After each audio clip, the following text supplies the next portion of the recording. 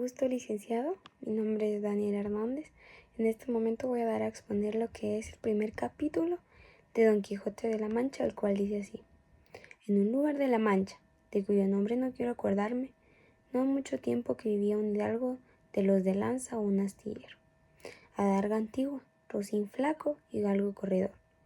una olla de algo más vaca que carnero, salpicón las más noches, duelos y quebrantos los sábados, lentejas los viernes, algún palomino de añadidura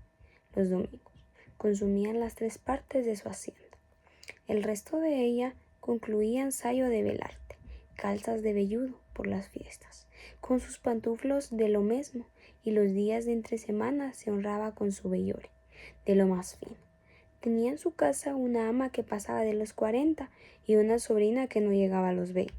y un mozo de campo y plaza que así ensillaba el rocín como tomaba la podadera. Frisaba la edad de nuestro hidalgo con los 50 años. Era de complexión recia, seco de carnes, enjunto de rostro, gran madrugador y amigo de la casa. Quieren decir que tenía el sobrenombre de Quijada o Quesada. Que en esto hay alguna diferencia en los autores que de este caso describe, aunque por conjeturas verosímiles se deja entender que se llamaba Quijana, pero esto no importa poco nuestro a nuestro cuento. Basta en la narración de él no se salga un punto de la verdad. Es pues de saber que este sobredicho hidalgo, los ratos que estaba ocioso, que eran los más del año, se daba a leer libros de caballerías con tanta afición y gusto que olvidó casi de todo punto el ejercicio de la casa y aun la administración de su hacienda.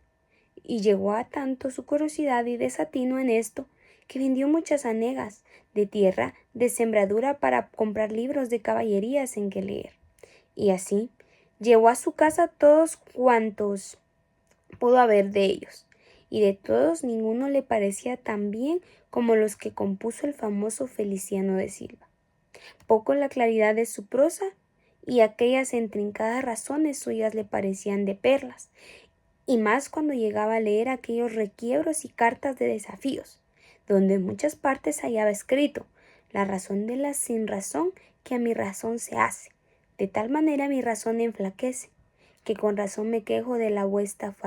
fervosura, y también cuando leía los altos cielos que de vuestra divinidad divinamente son las estrellas os fortifican y os hacen merecedoras del merecimiento que merece la vuestra grandeza.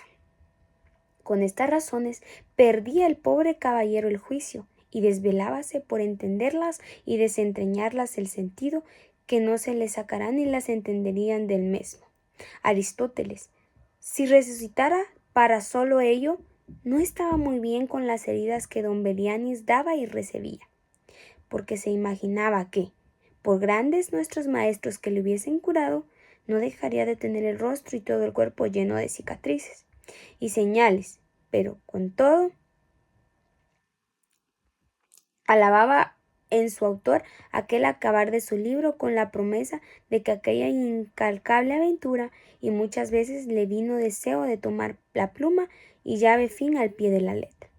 Como ahí se promete, y sin duda alguno lo hiciera y aún soliera con ellos si otros mayores y continuos pensamientos no se le estorbaban, tuvo muchas veces competencia en el cura de su lugar, que era hombre docto graduado en Sigüenza, sobre cuál había sido mejor caballero, Palmerín de Inglaterra o Amadís de Gaula. Mas maese Nicolás, barbero del mismo pueblo, decía que ninguno llegaba al caballero de Febo, y que si alguno se le podía comparar era don Galaor, hermano de Amadís de Gaula, porque tenía muy acomodada la condición para todo, que no era caballero melindroso, ni tan llorón como su hermano, y que en lo de la valentía no le iba en saga. En resolución, él se enfrascó tanto en su lectura que se le pensaban las noches leyendo de claro en claro, y los días turbio en turbio, y así, del poco dormir y del mucho leer, se le secó el cerebro de manera que vino a perder el juicio, llenósele la fantasía de todo aquello que leía en los libros, así de encantamentos como de pendencias, batallas, desafíos, heridas, requiebros amorosos, tormentas y disparates imposibles, y asentósele de tal modo que la imaginación que era verdad toda aquella máquina de aquellas soñadas invenciones que leía, que para él no había otra historia más cierta en el mundo. Decía él que el Cid Ruiz Díaz había sido muy caballeroso porque no tenía que ver en el caballero de la ardiente espada, que de solo un revés había partido por medio 2 fierros y descomunales gigantes. Mejor estaba con Bernardo del Carpio, porque en Rosvalles había muerto a Roldán el encantado, valiéndose la industria de Hércules, cuando ahogó a Anteo, el hijo de la tierra, entre los brazos. Decía mucho bien del gigante Morgante, porque,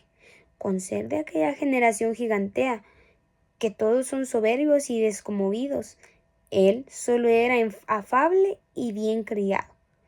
Pero, sobre todos, estaba bien en Reinaldos de Montalbán, y más cuando le veía salir de su castillo y robar cuantos topaba. Y cuando, en Allende robó aquel ídolo de Mahoma que era todo de oro, según dice su historia, diera él, por dar una mano de coces al traidor de Galalón, el ama que tenía, y aún así su sobrina de añadidura.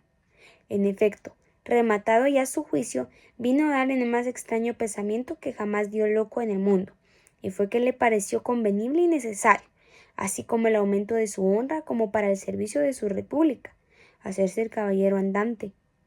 e irse por todo el mundo con sus armas, caballo, a buscar las aventuras y a ejercitarse en todo aquello que él había leído que los caballeros andantes se ejercitaban, deshaciéndose de todo género de agravio y poniéndose en ocasiones en peligrosos donde, acabándolos, cobrándose eterno nombre y fama, imaginábase el pobre ya coronado, por el valor de su brazo, por lo menos, el imperio de Trapisonda, y así, con este tan agradable pensamiento, llevado del extraño gusto que en ellos sentía, se dio priesa a poner en efecto lo que deseaba.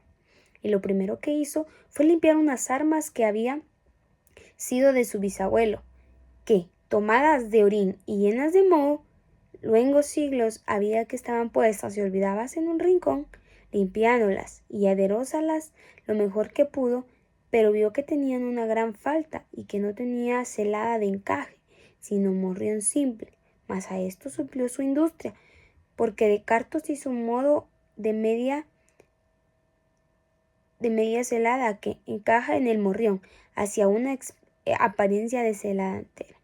Es verdad que para probar si era fuerte y podía estar al riesgo de una cuchillada, sacó su espada y le dio 2 golpes, y con el primero y un punto deshizo lo que había hecho en una semana. Y no dejó de parecerle más la facilidad con que la había hecho pedazos, y, por asegurarse desde peligro,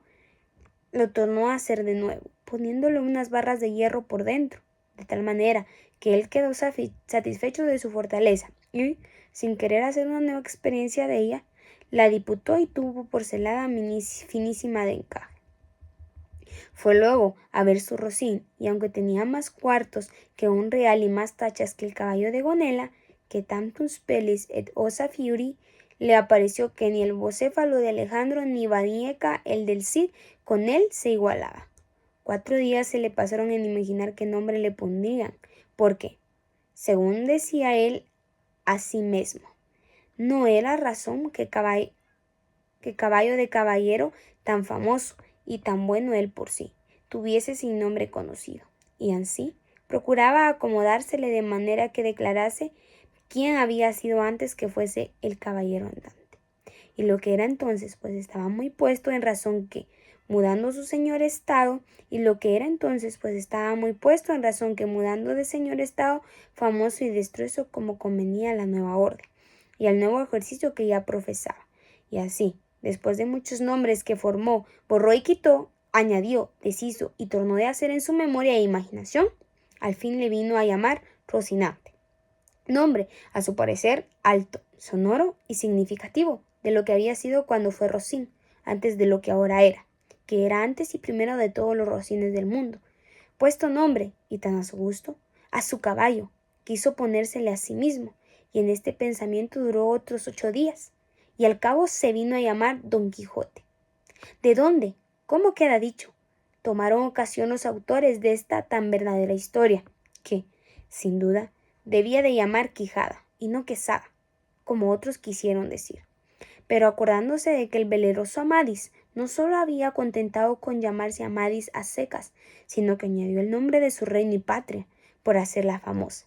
y se llamó Amadís de Gaula. Así quiso, como buen caballero, añadir el suyo al nombre de la suya y llamarse Don Quijote de la Mancha, con que, a su parecer declaraba, él vino su linaje y patria, y la honraba al tomar sobrenombre de ella. Limpias, pues, sus armas, hecho del morrión celada, puesto nombre a su rocín y confirmándose a sí mismo, se dio a entender que no le faltaba otra cosa sino buscar una dama de quien enamorarse, porque el caballero andante sin amores era árbol sin hojas y sin fruto y cuerpo sin alma. Decíale a él: si yo por malos de mis pecados o por mi buena suerte me encuentro por ahí con alguien gigante, como de ordinario les acontece a los caballeros andantes, y lo derribo de un encuentro, o le parto por mitad del cuerpo, o, finalmente, le venzo y le rindo, ¿no será bien tener a quien enviarle presentado y que entre y se hinque de rodillas ante mi dulce señora, y que diga con su voz humilde y rendida: yo, señora, soy el gigante Caraculeambro, señor de la ínsula Malindrania, a quien venció su singular batalla al jamás como se de alabado caballero Don Quijote de la Mancha, el cual me mandó que me presentase ante vuestra merced,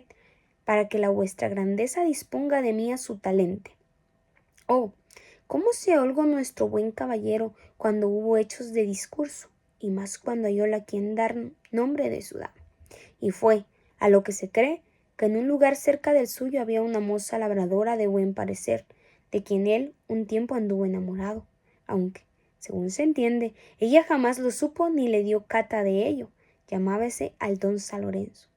y a ésta le apreció ser bien darle un título de señora de sus pensamientos, y, buscándole nombre que no se desdije mucho el suyo y que tigase y se encaminase al de la princesa y gran señora, vino a llamarla Dulcinea del Toboso, porque era natural del Toboso, nombre a que a su parecer músico y peregrino, y significativo como los demás que él y a sus cosas había puesto. Este será lo que es el primer capítulo del libro Don Quijote de la Mancha.